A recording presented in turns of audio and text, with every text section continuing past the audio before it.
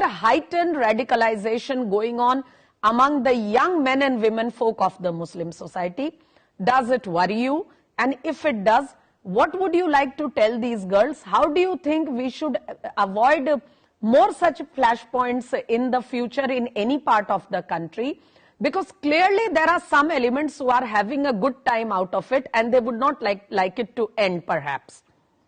Absolutely, it does worry me. That is the whole idea, and that is why I've been talking here and also on different platforms. Because in last few decades, you also because you all are senior to me, you all know that how our previous generation, how they used to be, like Zakia ji, and you also you are sitting like a normal Indian women. We never had a religious identity carrying into our education institution. As Zakia ji was saying that Yogi ji is carrying his religious identity to parliament. So is Owaisi ji. He wears topi, he carries topi in parliament. But we are talking about the uniform in education institutions. Nobody wears their religious identity in education institutions. This is about uniform that we have been following since ages. So that is the whole idea. And if you talk about this infringed mindset that being imposed in our country, that is worrisome. That worries me, because in our country that regressive mind has been imposed in our country.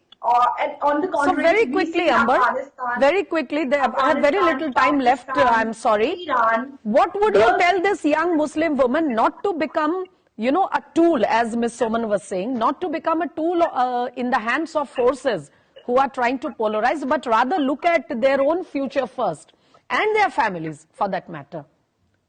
See, as a citizen of India, everybody talks about that this is our constitutional right, this is our constitutional right. Everybody talks about the constitutional right. In that case also, that petitioner mentioned about Article 14 till 25, that this is our constitutional right. With constitutional right comes the responsibility. It's high time that we need to understand and take that responsibility comes with the right. As a citizen of this country, we all need to take that responsibility and act responsible towards our country before anything comes our country. In that particular case, the senior Taliban officials came in support of this hijabi girl, and they extended the support. They said before any country's constitution and culture comes the Islamic values. That's how these girls are getting support from fringe elements. Also, Malala Yousafzai extended her support, who felt extremely uncomfortable in burqa, who herself doesn't wear burqa. So this is the kind of hypocrisy has been going on.